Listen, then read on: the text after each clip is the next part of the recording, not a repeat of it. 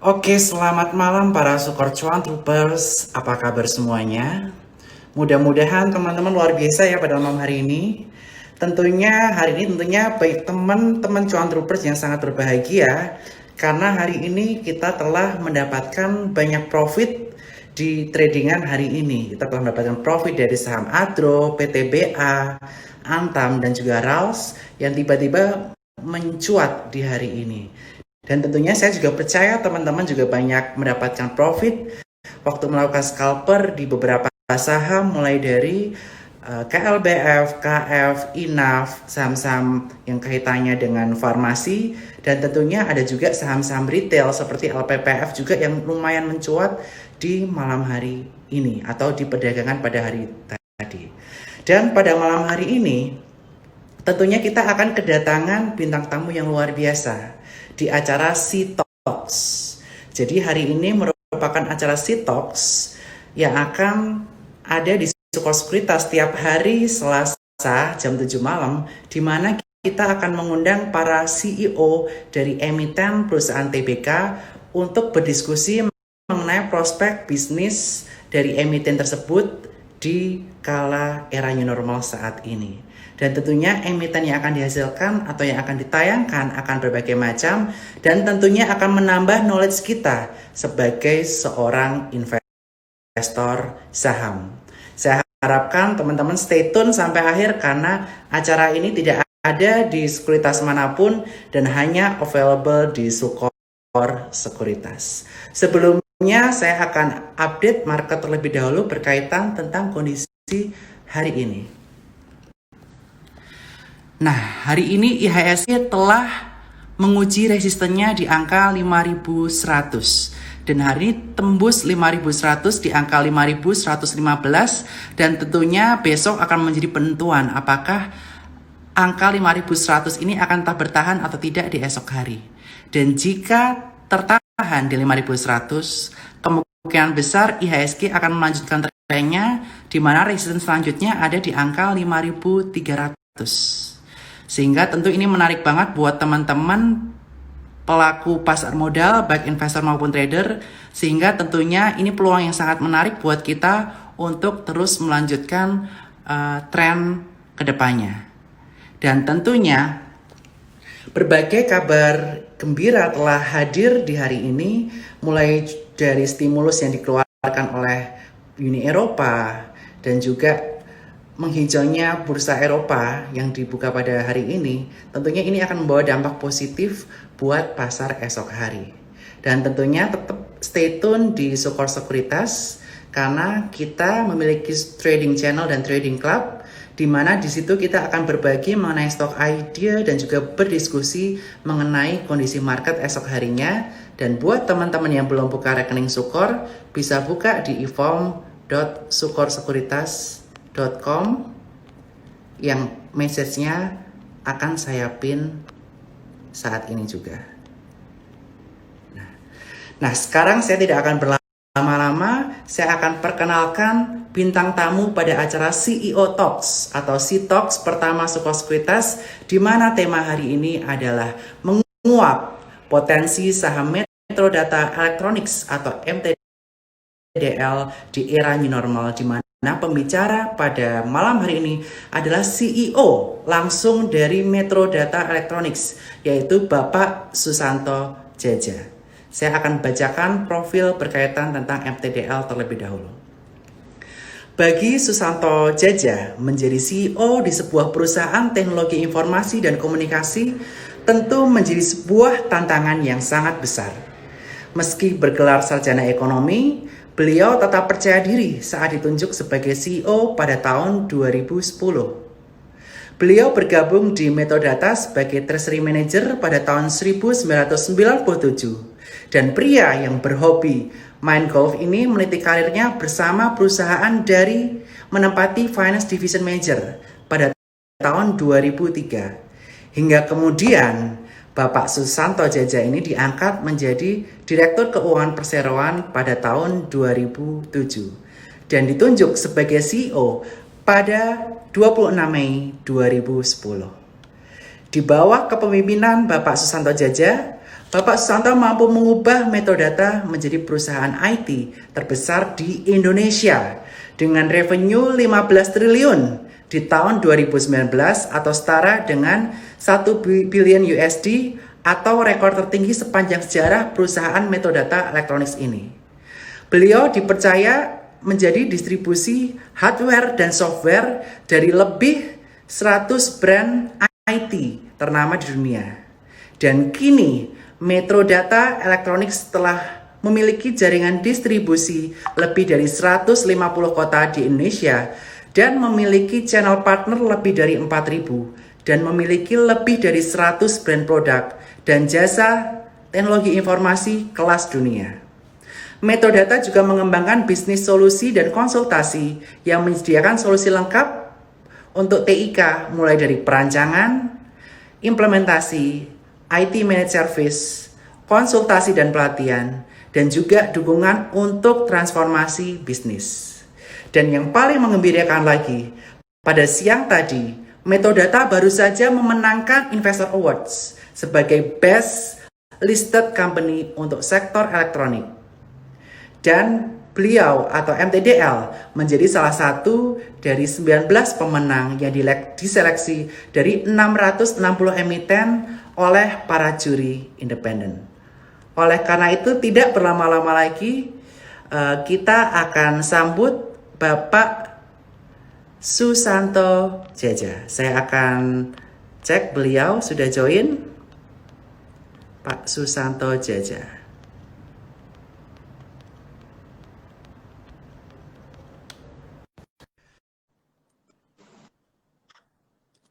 Ya, selamat malam Bapak Susanto. Apa kabar?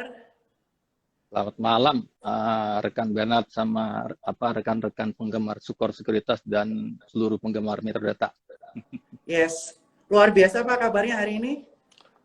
Ya, luar biasa. Hari ini beritanya selalu bagus dan saya kira kalau yang namanya pandemi, work from home, sama dunia digital, ini zamannya Metrodata.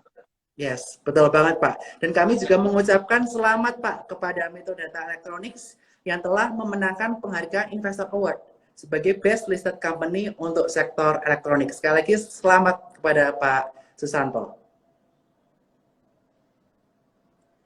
Ya, kembali ke kaitannya tentang Metodata nih Pak. Bagaimana Pak pengaruh COVID-19 dan juga PSBB terhadap bisnis dari Metodata Elektronik itu sendiri? Karena kita tahu bahwa ketidakpastian masih melanda Indonesia sampai saat ini. Ya, jadi mungkin sebagai pembuka dahulu, Metrodata Electronics kita tahun ini genap berumur 45 tahun. Ya.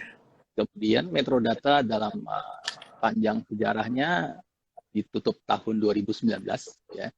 Di ulang tahun Metrodata ke-45 ini kita mencatat rekor penjualan 15 triliun ya, tertinggi sepanjang sejarah. Jadi kita sedikit bersyukur, berbangga bahwa kita bisa mencatatkan $1 billion company, ya kan? Jadi sebenarnya kalau dengan kurs akhir tahun lalu itu $1,1 miliar gitu. Wow, luar biasa Pak. Selamat Pak. Nah, terima kasih juga. Jadi Metrodata itu punya dua bisnis utama, dua main business ya. Jadi pertama itu adalah solution and consulting ya. Yang kedua adalah distribution. Komposisinya solution and consulting itu sebenarnya bisnisnya terutama itu membuat perusahaan itu bisa beroperasi secara IT maupun secara digital. Itu komposisi revenue-nya kita tahun lalu itu sekitar 22% solution consulting, tapi marginnya lebih tinggi dan lebih bervalue. Dan itu membantu perusahaan-perusahaan besar, menengah, dan UKM juga untuk bisa beroperasi dan stay relevan di masa apapun terhadap data. Nah, bisnis yang kedua itu distribution, itu menyumbang revenue itu 78%, jadi 22% adalah distribution. Tetapi di masa pandemi ini, sebelum kita bicara lebih detail bulan per bulan, rupanya terjadi pergerakan di mana company itu karena efek work from home, efek di mana perusahaan dibatasi beroperasi tapi karyawan diminta tetap bekerja, tetap melayani pelanggan. Jadi karyawannya customer kita ya, misalnya karyawan customer termasuk support juga kan, harus melayani pelanggan kan dengan digital juga kan gitu kan. Nah, itu Betul. solution and consulting menyumbang revenue yang tadinya 22% menjadi 28%. Lebih tinggi dibanding Luar biasa. sebelumnya. Kita kalau bisa inginnya solution and consulting 30%, distribution 70%. Karena memang Indonesia itu profile IT-nya itu lebih banyak di hardware. Tapi rupanya hari ini software dan digital transformation menjadi suatu keharusan bagi perusahaan, apalagi di efek yang namanya COVID-19 itu kan. Nah itu kira-kira secara umum dulu bahwa secara total profile metrodata. Nah di masa pandemi ini memang kelihatannya awal-awal terjadi suatu kepanikan. Ya, pertama kali yang membawa panik saya kira sih pasar modal. Ya.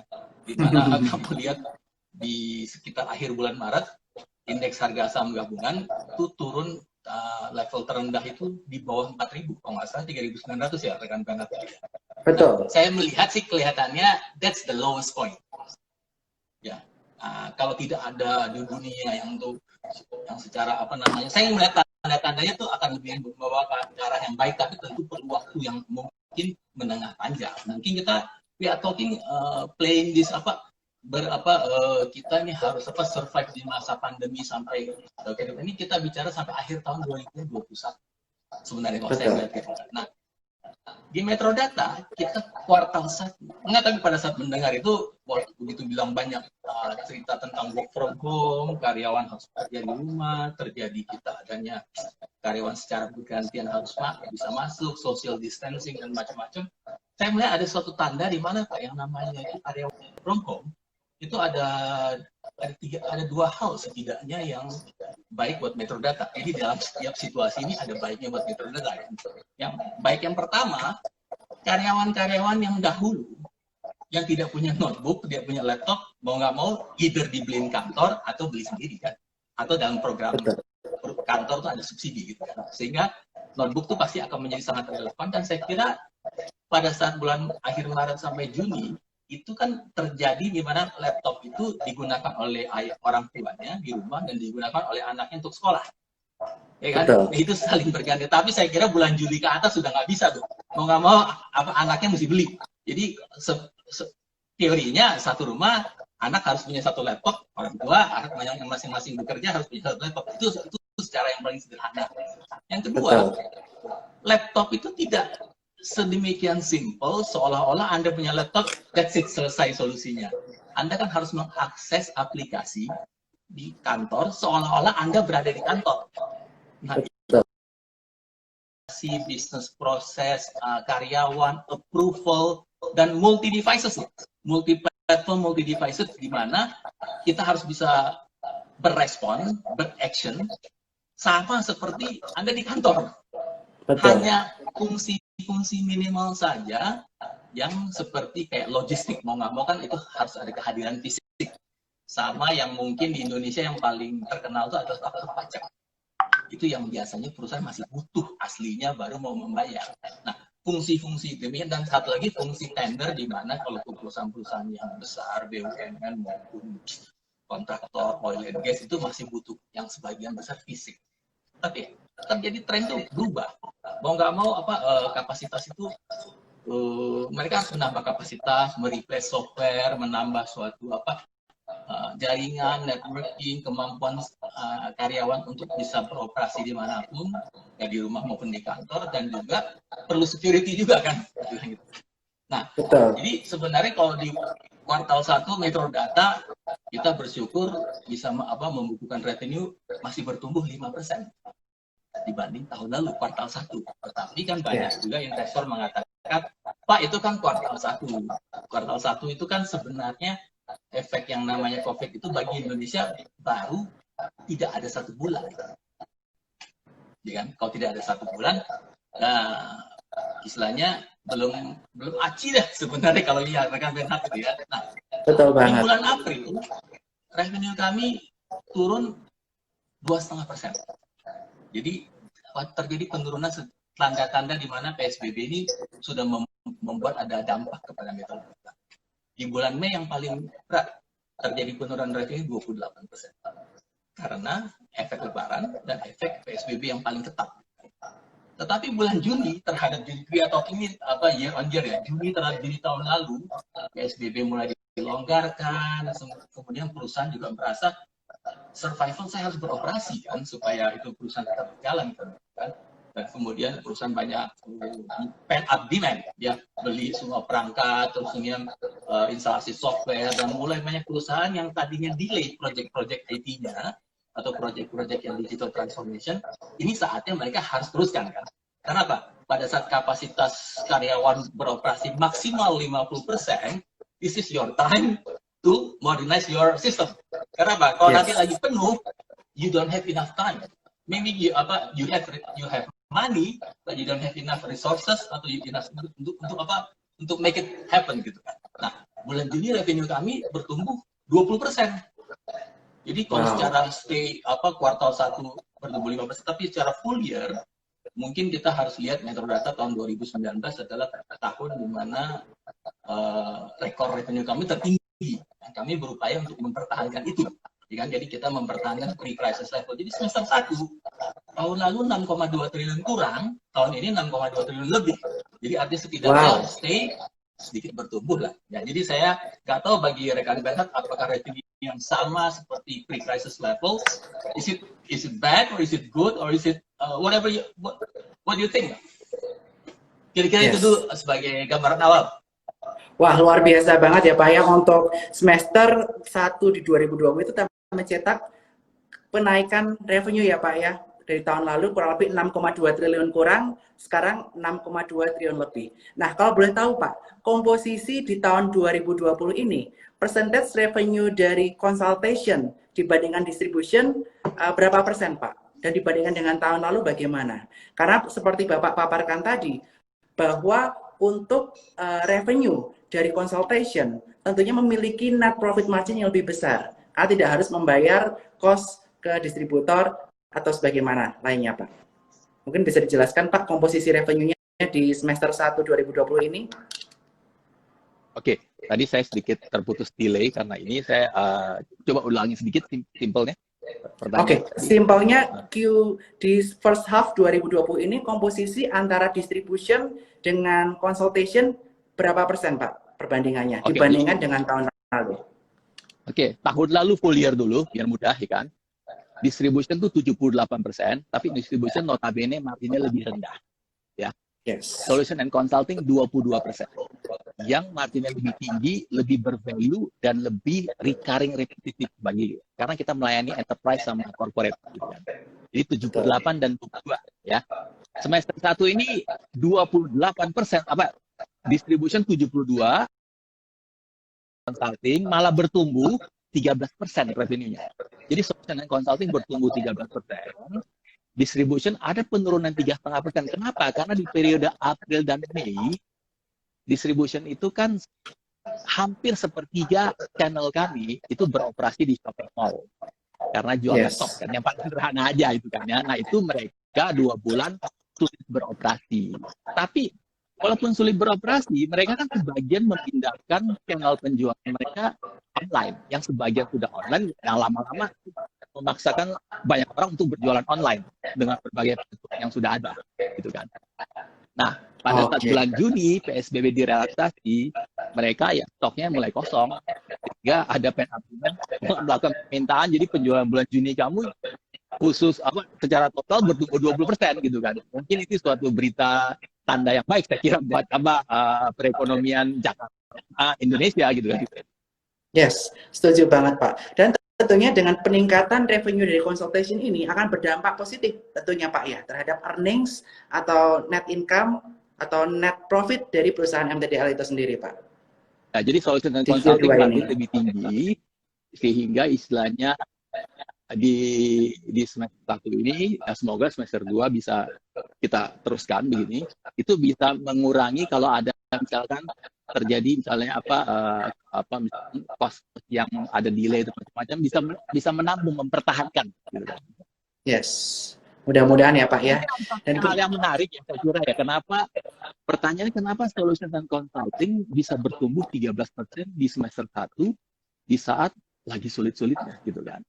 Karena rupanya ya, perusahaan tuh memang sebenarnya secara umum itu harus melakukan digital transformation. Ya. Nah, digital transformation itu kan sebenarnya sudah harus dilakukan dari dahulu secara roadmap, secara bertahap. Tidak bisa sekaligus semuanya, karena ini long journey we are talking. Kayak hari dulu kita ngomong trading saham itu kan semuanya by call, by telepon. Terus kemudian ada e-trading, ya. Trading itu kan you need at least 5 years untuk di kick in gitu kan, at least gitu kan. Itu juga hari ini jumlah investor bertambah banyak gitu kan. Gitu kan. Nah, di perusahaan ini mungkin ya pada saat masa begini memaksakan mereka yang tadinya untuk secara budgeting menghitung return on investment yang cara menghitungnya aja cukup ruwet gitu kan. Karena mereka merasa apa? Saya invest 1 miliar, saya maunya ada kembali at least 1/4 miliar kan. Tapi perhitungan ini kan nggak bisa jangka pendek. Nah, yes, pertanyaan betul. lagi, kalau kamu tidak melakukan digital transformasi, customer kamu akan berpindah, akan switch. Contoh hari Oke, ini, misalkan hari ini sekarang kita bicara perbankan. Nah, perbankan hari ini dahulu kalau transfer uang saja yang sederhana, itu dulu limitnya 25 juta, 50 juta. Hari ini, sekarang pengusaha apa customer bank. Ya, customer bank itu hari ini kan banyak juga yang tidak bisa datang ke kantor bank atau tidak mau datang. Dan mereka transfernya bukan 25 juta, bukan 1 juta. Mereka transfernya ya 750 juta, 1 miliar. Nah, sekarang limit transfer itu sudah dinaikkan 1 miliar. Dan untuk membuat itu, Metrodata kan nggak mungkin Anda merubah logika program itu di core banking. Anda harus hanya buat di front application sama di middleware. Nah, itu namanya digital business platform. Baik itu untuk peningkatan remittance, kemudian meningkatkan limit, atau top up e-wallet, e-money, kemudian membuat semua itu seamless dan sederhana, sehingga customer itu tidak perlu datang ke bank lagi kan. Nah, itu digital betul. platform itu Metrodata di belakang layar itu. Jadi we are digital agent movement in Indonesia itu. Not only in financial sector, in some other companies as well, some other industry. Karena di dalam semester 1 ini kami melihat customer solution and consulting hanya ada 2 yang mengalami penurunan. Itu sektor manufacturing ya, dan sektor mining and metal. Sedangkan sektor financial sector itu kami bertumbuh 11%. Sektor telekomunikasi 49%. Sektor oil and gas yang katanya harga oil and gas turun, tapi kita harus melihat business model kan, karena oil and gas itu hari ini investasi IT itu bersifat rental 3 tahun sampai 5 tahun. Jadi kami malah semester 1 bertumbuh 110% untuk oil and Wah, gas gitu. Sektor retail high tech 35%, ya kan? Sektor distribution juga meningkat 16%. Hanya ada 2 sektor yang kami anggap menurun. Jadi saya lihat ini pertanda yang baik di mana yang dahulu kita kalau mau berjualan digital transformation atau IT meyakinkan perusahaan itu lebih perlu panjang lebar dan biasa decision itu lebih lama, sekarang lebih cepat karena ya, they have kamu harus berubah kan gitu kan. Jadi oke. setidaknya saya lihat banyak perusahaan itu sekarang ada 3 hal. Hal pertama itu survive dahulu. Itu mesti kita akui memang prioritas utama itu survive dahulu. Yang kedua, kalau mereka sudah bisa survive, mereka harus istilahnya digital transformation in order for you to stay relevant. Ya, karena Ya, digital transformation bukan untuk apa? Untuk kamu supaya relevan, karena orang lain berubah. Nah, kalau kamu yang ke-1 dan ke-2 sudah selesai, ketiga we are talking growth. Nah, kita melihat 2021 tahun yang growth. oke. Tahun growth untuk 2020 MTDL. tahun yang istilahnya kamu bisa untuk seluruh Yes. industri dan MTDL juga gitu kan gitu. Betul. Nah, berarti kita bisa melihat ya Pak ya, kuartal 1 itu atau semester 1 2020 itu malah menjadi berkat ya buat MTDL, bahwa revenue terutama dari consultation meningkat sangat signifikan dibandingkan dengan tahun sebelumnya, walaupun sedikit terkoreksi di bagian distribution. Akan tapi Ya. Pak, melihat dari COVID ini, di mana orang-orang mulai work from home, mulai pakai VPN, menggunakan digital transformation di semua company, apakah ini akan merubah arah strategi dari MTDL di semester 2 ini untuk lebih berfokus kepada consultation dibandingkan dengan hardware, software, atau bagaimana Pak? Untuk semester 2 nanti. Metro Data ini jadi gini, kita awal tahun 2020 ini, sebelum COVID-19 ceritanya baru mulai, ini kita sudah merubah jati diri Metro Data, jadi corporate identity Metro Data menjadi digital solution and distribution company. Itu dulu. Jadi kita sudah memang mendahului cerita yang pandemi. Nah, 5 tahun yang lalu kita sudah mencanangkan yang namanya digital transformation dengan suatu tema utama. Everything is digital. Ya. Or mungkin sebelumnya everything will be digital. Tapi sebenarnya sekarang everything is digital. Nah, tapi kalimat berikutnya lagi, digital is everything. Yes. Jadi kalau misalkan banyak bisnis, banyak proses, banyak model, banyak cara bekerja, banyak cara berupaya, berusaha, digital tuh kayaknya menjadi segalanya, ya kan? Ke bank sekarang nggak mau lagi, sekarang maunya beli obligasi aja pakai smartphone kok, ya kan? Mencairkan deposito aja pakai smartphone, top up wallet, nggak mau lagi ke ATM gitu. Nah, semua itu kan butuh IT, butuh kapasitas, you butuh software juga, butuh networking yang kelihatannya memang ini zamannya di mana Metro Data berada di sektor yang tepat. Tapi kita mesti mengerti bahwa memang mesti kita akui bahwa Indonesia maupun secara global mengalami tekanan perekonomian yang berat. Jadi kita ini istilahnya di sektor yang kelihatannya yang di depan, yang kelihatannya kita nggak bilang bahwa kita akan berlimpah ruah gitu kan, tapi istilahnya menjadi yang pertama untuk selanjutnya kalau krisis ini mulai lebih terkendali, ini adalah sektor yang baik. Yes. Jadi kami beruntung hari ini kami bukan di sektor katakanlah misalkan airline atau pariwisata yang tertekan keras sekali. Emang digital menjadi titik kunci dari MTDL untuk bertumbuh ke depannya seperti itu Pak. Nah, investasi apa yang telah dilakukan oleh MTDL Pak? Misalnya investment di people atau apa, sehingga MTDL ini bisa competitive advantage-nya naik, terutama berkaitan tentang business consultation-nya dan managed services. Jadi gini, oke. Metro Data tuh hari ini untuk mudahnya karyawannya kurang lebih permanen 1.500. Ya. Salesnya 600 orang, ya di dua main business itu. Orang delivery, technical, consultant dan lainnya itu 700. Jadi 600 tambah 700, 1.300. 200 itu adalah administrasi, finance, accounting, logistik, dan lain-lain. Itu total 1.500 karyawan. Nah, dari 1.500 itu, umur karyawan 20-30 itu 50%. Wow. Nah, yang berumur 30-40 itu 30%. Jadi, profil Metro Data 80% karyawannya berumur di bawah 40 tahun.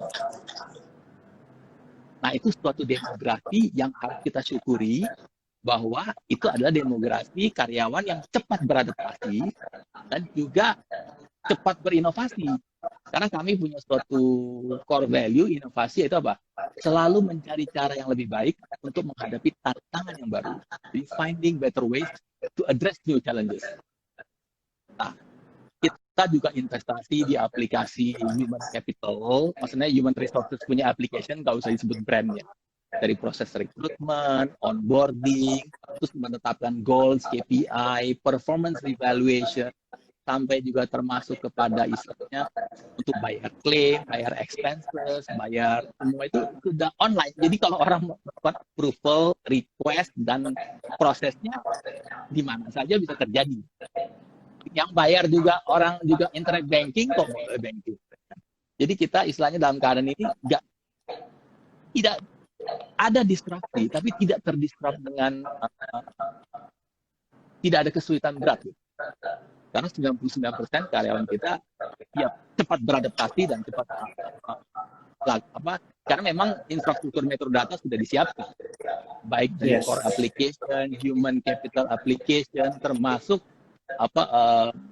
sales, istilahnya kalau sales pipeline semua application juga sudah disiapkan. Nah, rupanya ini bukannya karena tahun 2020 kami sudah memulai di mana sales itu dahulu tuh ada 5 divisi. Ya. Jadi di sales solutions and consulting itu ada 5 divisi. Tahun 2010 kami coba tes satu divisi corporate. Divisi corporate itu melayani perusahaan-perusahaan. Kalau divisi enterprise agak susah. Nah, itu kami misalnya melakukan yang namanya mobile office, di mana mereka bisa bekerja di mana saja, di tempat pelanggan atau di mana saja. Yang penting results-nya mencapai, reporting itu dan prosesnya berjalan dengan baik. 2-3 tahun pertama itu pertentangan berat. 2010 sampai 2013 itu pertentangan berat. Di internal pun mereka merasa bahwa mobile office itu tidak begitu yakin akan berhasil. Nah, ternyata habis itu kamu lebarkan dari yang 5 divisi ini 3 divisi. Pertama, lama-lama 5 divisi boleh semuanya untuk solution consulting. Nah, di distribution tadinya ini ikut serta.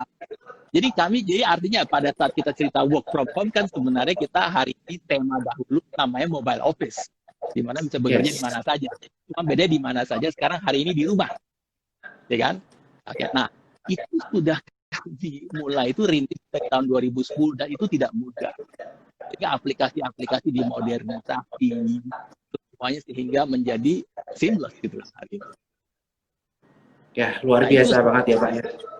Dipersiapkan dan menurut saya bagi banyak perusahaan kalau mau stay relevan, you need to do it because COVID-19 is your digital transformation enabler. Betul banget. Dan buat teman-teman yang pengen enhance IT-nya di perusahaan teman-teman bisa sama MTDL. Dan jangan lupa buat teman-teman hari ini kita akan adakan Q&A session bersama dengan Bapak Susanto Jaja. Dan buat teman-teman yang akan bertanya di sesi kali ini, teman-teman akan dikirimkan face sheet menarik Pak dari Sukor Sekuritas, Cuan Troopers, di mana teman-teman akan mendapatkan, nanti tinggal DM buat teman-teman yang bertanya di sesi kali ini. Karena pertanyaannya banyak banget nih Pak Udahan. Jadi banyak banget teman-teman yang tertarik untuk invest di perusahaan Metrodata. Mungkin kita bisa mulai Q&A ya Pak ya. Pertanyaan dari Pak Aldo Irvanto. Pak Susanto, bagaimana dengan efek COVID? Apalagi di kuartal 3 ini Indonesia terancam resesi. Bila demikian, otomatis akan banyak perusahaan yang menjadi partner Bapak, misalnya, akan terkena dampaknya. Ya, jadi kami melihat di kuartal 2 itu adalah ujian yang bukan ringan bagi para pebisnis, termasuk Metrodata. Nah, kita mengalami penurunan revenue khusus yang terbesar itu ada di bulan Mei, terjadi penurunan 28%. Tetapi di bulan Juni terdapat kenaikan 20%. Jadi sehingga total semester 1 tuh kita bisa stay stable, misalkan stabil gitu. Nah, kuartal 3 walaupun misalkan ada ancaman resesi, kuartal 2 mungkin juga sudah resesi kali sebenarnya. Resesi kan harusnya 2 kuartal berturut-turut gitu kan ya. Ya, tetapi kita melihat bahwa perusahaan-perusahaan sekarang ini yang tadinya ada proyek-proyek yang sudah sedikit delay, ini saatnya memanggil kita. Hari ini kita punya konsultan habis untuk melayani pelanggan. Karena mereka merasa karena kapasitas 50%. Ini saatnya saya modernisasi sistem secara satu persatu. Nah, tapi kita memang bilang tidak mengatakan kuartal 3 ini adalah kayak teriak.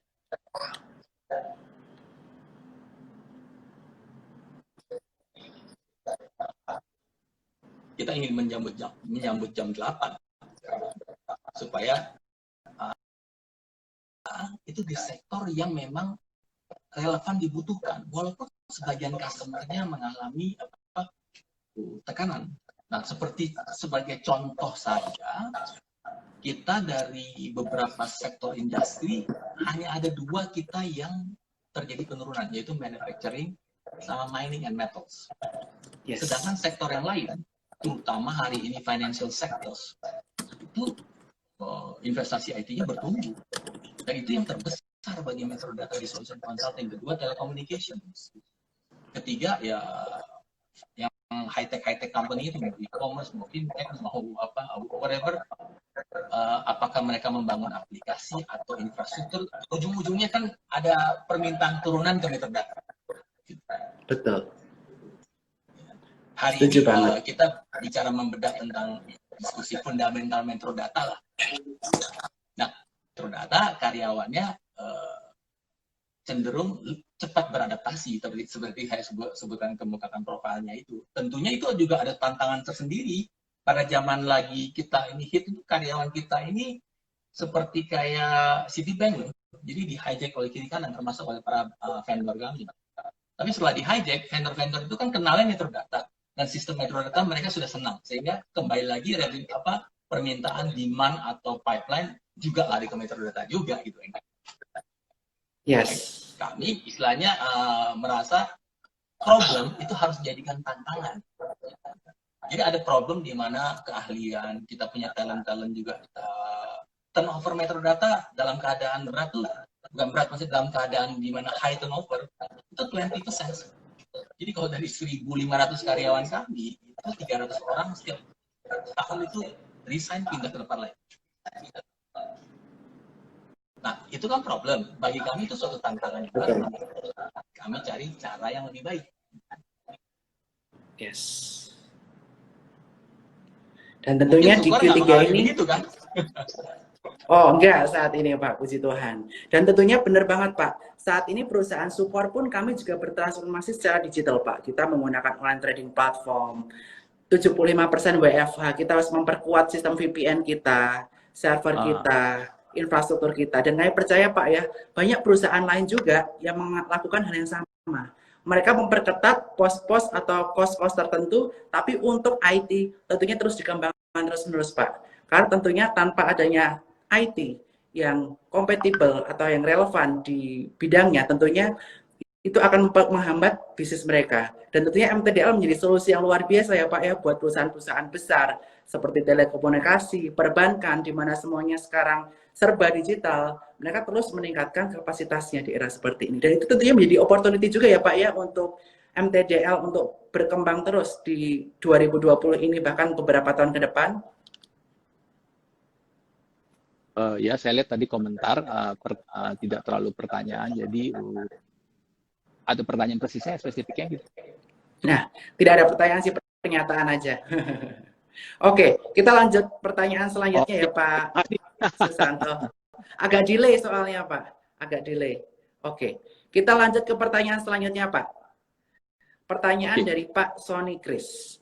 Aspek penting apa yang perlu diperhatikan oleh MTDL dalam pengembangan perusahaan di bidang teknologi supaya terus menjadi leader atau market leader di industri MTDL, Pak? Metro Data tuh sewaktu lahir 45 tahun lalu itu jualannya continuous form. Jadi supplier continuous form. Kemudian kita tentunya mengalami masa tidak mudah. Kita berubah menjadi distributor komputer. Ya. Jadi sederhananya distributor komputer, PC, printer, laptop belakangan. Nanti kemudian kita menjadi distributor komputer terbesar di Indonesia di era tahun 90-an lah, biar mudahnya lah. Ya. Saya sendiri baru bergabung tahun 1997, di mana krisis baru dimulai. Tapi justru ini menjadi ujian bagi saya dalam 1 bulan perlu istilahnya melakukan hedging, di mana kita punya utang menjadi LC selesai semua jadi utang. Jadi kita tidak ada default pembayaran LC kepada pelanggan. Nah, itu membuat Metro Data oleh perbankan itu dipercaya ya. Dalam masa-masa sulit kita harus mempertahankan, malah meningkatkan kredibilitas. Contohnya ya, misalkan tadi tahun 2019 Metro Data tuh bagi dividen Rp25 per saham. Ya. Sedangkan laba 2019 terhadap 2019 24%. Ya.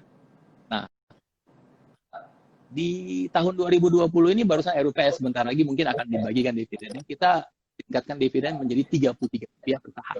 Jadi istilahnya naik 32%. Walaupun laba bertumbuh 24%, dividennya bertumbuh 32%, Rp33 per saham. Nah, payout ratio-nya sekitar 23%. Karena Metrodata ingin tetap berkomitmen kecuali timing tertentu pada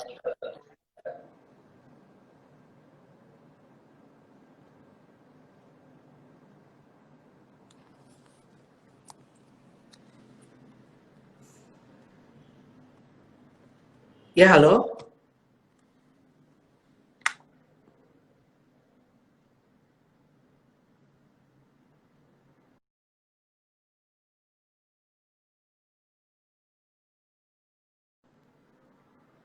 Ya, mohon maaf koneksi mungkin agak terputus. Agak terputus nih teman-teman. Kita segera connect lagi dengan Pak Susanto. Tadi ada beberapa delay juga. Mudah-mudahan selanjutnya kita akan lebih clear.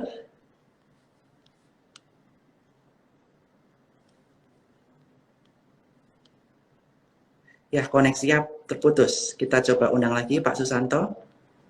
Dan buat teman-teman yang ingin bertanya, dipersilahkan. Kita akan menghadiahkan face shield gratis kepada teman-teman semuanya buat teman-teman yang bertanya kepada Pak Susanto di event kali ini. Dan pertanyaan selanjutnya nanti kita akan sampaikan pertanyaan dari Albert Buntaran mengenai sektor gaming dan juga pertanyaan dari Pak Wayanisme berkaitan tentang kondisi gelombang PHK di era COVID ini. Kita tunggu Pak Susanto.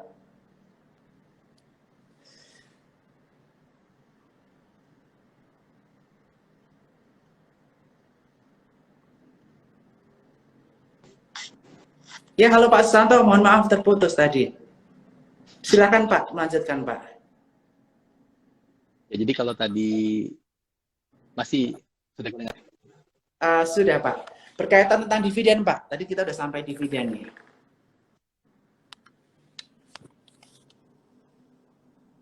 Suara saya kedengaran? Ya, halo Bapak. Sudah clear Pak, cuma tadi sempat agak delay, sekarang udah lebih baik. Silakan Pak, berkaitan tentang dividen payout ratio, kita berkomitmen dan sebagainya, kita persilakan Pak untuk melanjutkan. Ya, jadi maksudnya pada saat lagi masa-masa kesulitan itu, perusahaan manapun sebaiknya tetap mempertahankan kredibilitas keuangan. Ya, jadi kalau kita lihat di akhir tahun 2019, jumlah bank loan Metrodata itu 200 miliar, equity 2 triliun. Nah, 200 miliar, tetapi di akhir Juni ini bank loan kami tersisa, sebenarnya nggak ada yang jangka pendek lagi, cuma sisa yang loan leasing, ya, yang kami mau lunasi juga kelihatannya mereka tidak mau waiver, malah mau kasih penalti dilunasi, itu lucu. Tertinggal 25 miliar. Nah, di saat-saat gini kan banyak perbankan lagi mengalami kesulitan karena harus restructure loan daripada klien dia. Nah, perusahaan-perusahaan yang bisa mempertahankan kredibilitas ini akan menjadi yang siap untuk bertumbuh di masa mendatang. Kira-kira begitu. Secara sederhana aja ya, nggak betul? Oke, betul Pak. Jadi strateginya adalah dengan meningkatkan kredibilitas dan juga mempertahankan reputasi yang telah terjalin baik selama ini Pak Susanto. Seperti itu Pak. Ya, tidak mudah. Itu harus dipertahankan dengan konsisten dan itu perjuangan berdarah. Betul banget Pak. Apalagi kondisi seperti ini, di mana banyak perusahaan berdarah-darah, gelombang PHK di mana-mana, banyak non-performing loans di sana-sini, dan tentunya MTDL berkomitmen ya Pak ya, untuk terus menjaga reputasi, kredibilitas perusahaan. Luar biasa sekali Sebagai Pak. contoh saja, kita mau donasi ada satu multi finance loan, malah dibilang Pak, kalau Bapak donasi harus bayar penalti. early prepayment gitu. Betul. Padahal pengen lunasi lebih awal malah nggak boleh. Wah. Nah, tapi di perusahaan lain yang lagi restructure diminta lunasi kan susah gitu kan gitu. Betul. Setuju banget Pak. Nah, tentunya kondisi COVID ini benar-benar reputasi adalah hal yang sangat penting ya Pak. Mengenai service, distribusi, dan segala macam tentu harus terus dipertahankan walaupun kondisi COVID seperti ini. Dan ini ada pertanyaan yang menarik Pak tentang dari Albert Buntaran. Mengenai produk Bapak yang luar biasa yaitu sektor gaming. Kan saat ini kan orang-orang pada WFH. WFH mereka mungkin bosan kalau nggak nonton Netflix. Buat para gamers, mereka bermain games. Nah, bagaimana untuk sektor gaming di Sinex Metrodata? Apakah ada pertumbuhan yang cukup luar biasa juga, Pak? Ya, saya tidak ingat persis angkanya, tetapi memang kita sudah 3 tahun terakhir itu pertumbuhan sektor gaming kami itu minimal 20% per tahun, minimal 20% per tahun. Ya, sehingga membuat istilahnya kita menambah portfolio yang istilahnya yang kemudian kebetulan gaming itu produk yang harganya lebih high end, marginnya lebih tinggi, sehingga kami bisa mencapai suatu kompetisi penjualan bertumbuh, laba tetap bertumbuh karena tidak mudah, karena paling mudah istilahnya Pak meninggikan revenue dengan men-sacrifice margin. Sedangkan yang investor suka revenue naik, tapi yang lebih penting lagi kalau bisa laba naik, kalau bisa lagi harga sahamnya maunya naiknya lebih tinggi lagi. Ini kami harus memadukan pelayanan kepada pelanggan, kepada korporasi, kepada konsumen, kepada gaming, semuanya itu bisa dimaksimalkan. Nah, hari ini Metrodata mewakili, kita nih mewakili untuk klien, ya, unit klien kayak notebook, PC, itu 75% dari brand yang ada di Indonesia. Bukan distributor tunggal ya, tapi kami merepresent 75% of the brand in Indonesia. Jadi tidak ada satupun, jadi banyak channel kita yang 4.000 channel pasti bertransaksi dengan distributor lain, tetapi sulit untuk menghindari untuk tidak bertransaksi dengan Metrodata, karena mereka mungkin juga bertransaksi dengan Metrodata melihat ada suatu customer experience yang baik, dan termasuk customer experience yang baik itu dimulai dengan employee experience. Ya, jadi karyawan kami kalau bekerja, bagaimana beroperasi perusahaan kalau bisa efisien, efektif, dan cepat gitu kan, dan memberikan suatu hasil yang mereka senang juga, dapat komisi juga kan gitu. Nah, employee experience brings your customer experience. Agree. That one is not easy. Yes. Nah, Pak Susanto, tadi Bapak mengatakan bahwa employee experience, employee mengatur employee itu tidaklah mudah. Nah, strategi apa yang dilakukan oleh MTDL, Pak, untuk mempertahankan kualitas masing-masing employee, terutama dalam memberikan servis, konsultasi, technical kepada klien, Pak? Karena kita melihat banyak perusahaan yang susah untuk melakukan scale up, terutama yang berkaitan dengan human, tapi bagaimana yang dilakukan MTDL untuk mempertahankan kualitas human-nya sehingga servis yang diberikan menjadi standar yang telah ditetapkan oleh MTDL? Ada beberapa banyak hal saya cerita. Pertama, ya kan, karyawan Metrodata yang permanen itu 1.500 sampai 1.600 orang. Ya. Yeah. Itu bagi yang memiliki prestasi tertentu, karena mereka istilahnya senang berprestasi. Yes. Karena senang berprestasi, mereka akan diberi reward yang kita sebut dengan informal award.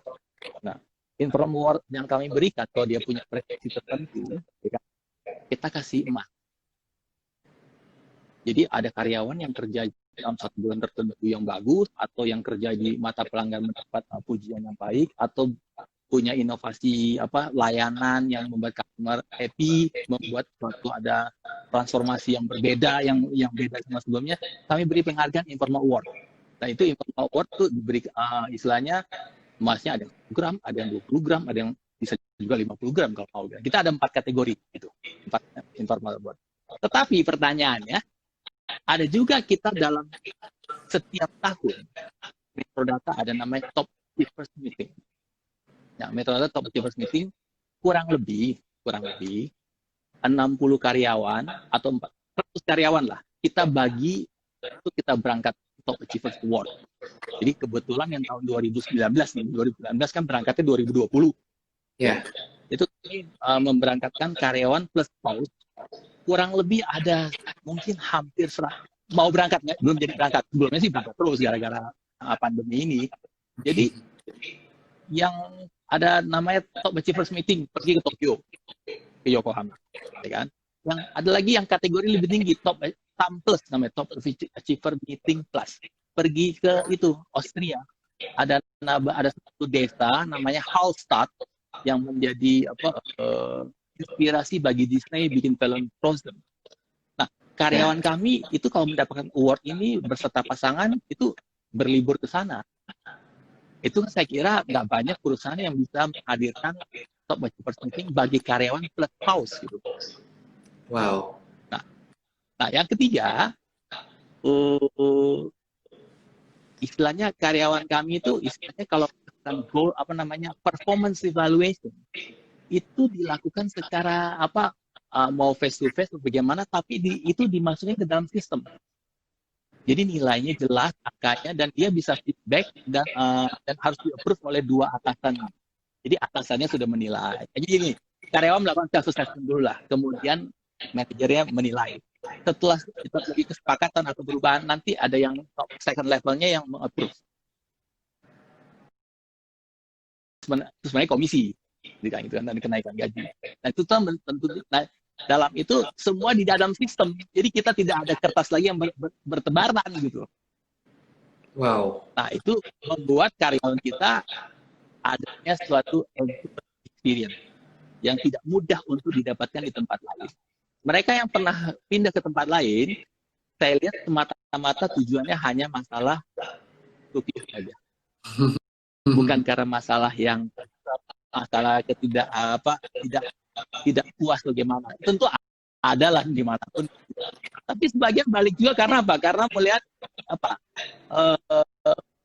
ekosistem Metrodata begitu lengkap yang sulit untuk ditandingi oleh perusahaan lain gitu. Terima kasih juga kan, yang 45 tahun Metrodata sudah berkiprah bagi Indonesia. Yes. Tentunya percaya Pak ya, kalau kita memberikan yang terbaik buat karyawan kita, tentunya karyawan juga memberikan yang terbaik juga untuk klien dan memberikan servis yang luar biasa ya untuk bisa di skala lebih besar ke depannya. Begitu. Ya, karena Metrodata dikelola oleh karyawan, oleh manajer, oleh eksekutif, profesional semua. Ya. Kan? Dan profesional itu kan istilahnya mengimbangkan. Nah, kebetulan saya punya suatu leadership vision, itu dikenal dengan 3M, memajukan perusahaan, mensejahterakan karyawan, dan ketiga memakmurkan pemegang. 3 hal itu suatu kombinasi tidak mudah, simpel tapi tidak mudah. Dan itu sudah direalisasikan. 3M ya Pak ya, luar biasa 3M. Mudah-mudahan teman-teman di sini. Oke Pak, visioner banget nih Bapak nih, luar biasa. Kita kagum banget sama Bapak tadi udah 3M. Ya, tapi saya berterima kasih istilahnya berada di Metrodata, lingkungan yang istilahnya membuat kita bisa maju. Jadi bukan semata-mata karena tadi Bernard paling bisa memuji saya kebetulan, itu sebenarnya karena Metrodata. Karena culture di Metrodata itu sendiri Pak yang betul-betul telah terbentuk dengan cukup baik ya sistemnya Pak ya. Ya, cukup transparan, terpercaya, dan istilahnya demokrasi yang baik ya, bukan demokrasi yang berdebat nggak ada hasil gitu. Ya. Karena kita mementingkan kepentingan umum dibandingkan kepentingan perorangan. Dan juga kita harus bernilai bagi bangsa juga, karena Metrodata setiap tahun menyelenggarakan namanya Metrodata Solution Day, dihadiri oleh minimal 1.000 IT, 1.000 orang yang datang ke tempat kami itu 1.500 orang gitu untuk melihat tren IT. Dan tren ini kan kami ceritakan, kami kan invest, dananya tidak murah loh. Kami menghabiskan budget itu kurang lebih 2 miliar per satu event. Untuk menghadirkan 1.500 orang hadir, itu belajar gratis. Atau istilahnya, kami mengumpulkan para vendor untuk menjelaskan tren teknologi yang relevan bagi perusahaan. Dan semua sektor, kami jelaskan, di sektor ini begini, di sektor ini begini, kekurangannya ini, kelebihannya ini. Yes. Sehingga semua karyawan... Yes. Oke Pak. Sehingga semua karyawan dari paling atas sampai paling bawah tetap stay relevan ya Pak ya, terupdate oleh bisnisnya, telah terupdate tentang teknologi supaya bisa dibawa ke klien juga, lebih percaya diri waktu kita berhadapan dengan klien, begitu ya Pak ya. Nah, kebetulan lagi masa pandemi ini, di mana ada masa-masa di mana banyak karyawan kan mungkin waktu luang lebih banyak, jujur kan. Karena dahulu kalau ke kantor 1,5 jam, pulang 1,5 jam. Nah sekarang kami melakukan training secara entah Webex, entah Microsoft Teams, entah Zoom, atau dengan pakai platform meja kerja, meja kita, semua itu trainingnya kami namanya istilahnya pakai product enablement kepada seluruh sales. Sales kami ada 600 orang ya, dibagi solution marketing sama distribution. Kita mewakili lebih dari 100 brand. Tidak mungkin satu orang sales mewakili lebih dari 5 brand. Tapi saatnya sekarang jauh lebih mudah gitu loh. Yes. Jadi betul banget ya Pak, ternyata COVID ini tidak hanya memberikan permasalahan buat banyak perusahaan, tetapi ada yang memberi berkat juga ya Pak buat MTDL untuk terus memberikan inovasi terbaik buat nasabah, atau memberikan perubahan yang luar biasa buat stakeholder, buat ya. Karena punya motto apa, inovasi, finding better ways to address new challenges. Wah, thank you banget. Tepuk tangan buat Pak Susanto Jaja buat waktunya. Nah Pak, terima kasih rekan. Kita tinggal 5 menit nih Pak. Kira-kira ada closing statement nggak buat para teman-teman Sukor Sekuritas dan juga buat para teman-teman dari Metodata yang join di event hari ini?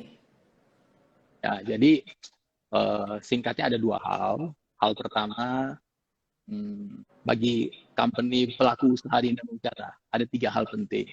Pertama itu survival, ya kan? That's your number 1, your priority. Number 2, digital transformation in order for you to stay relevant. Number 3, growth. Itu hal pertama bagi para pelaku usaha.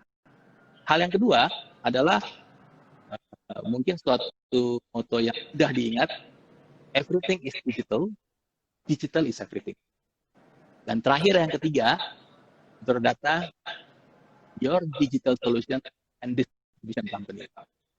Itu melengkapi cerita kepada rekan-rekan Sukor dan semua penggemar maupun penggemar Metodata dimanapun Anda berada. Terima kasih, kami bersyukur. Oke, terima kasih Pak Susanto. Dan buat teman-teman yang tadi udah bertanya, jangan lupa DM ke admin akan mendapatkan face sheet ini, dan Bapak juga kami kirimkan Pak kepada tim Metodata, Pak Susanto, Pak Dion. Terima kasih buat waktunya. Kami juga akan kirimkan face sheet yang luar biasa ini. Dan juga buat teman-teman yang tertarik untuk berinvestasi di perusahaan yang luar biasa di tengah pandemi ini, yaitu Metodata Electronics, bisa buka rekening di Sukor Sekuritas di e-form.sukorsekuritas.com, dan nanti teman-teman jangan lupa untuk beli saham MTDL. Karena tentunya kita telah mendengarkan pemaparan yang luar biasa dari Pak Susanto bahwa perusahaan MTDL ini betul-betul telah melakukan inovasi yang luar biasa sehingga revenue di kala COVID ini tidak menurun, bahkan cenderung stabil dan meningkat. Dan bisnis model yang kedua, yaitu berkaitan tentang konsultasi, meningkat dibandingkan yang distribution. Tentunya earnings atau net profit dari perusahaan MTDL bisa terus bertumbuh. Itu yang kami harapkan ya Pak Susanto. Mudah-mudahan Pak Susanto dan seluruh stakeholder dari MTDL bisa terus berkarya buat bangsa, berkarya untuk karyawan, dan juga buat kami para investor, supaya tentunya kita akan berjuang bersama-sama untuk memajukan MTDL dan perusahaan IT dan seluruh IT di Indonesia ini. Sekali lagi terima kasih Pak Susanto buat waktunya. Salam buat jajaran BOD dan stakeholder di sana.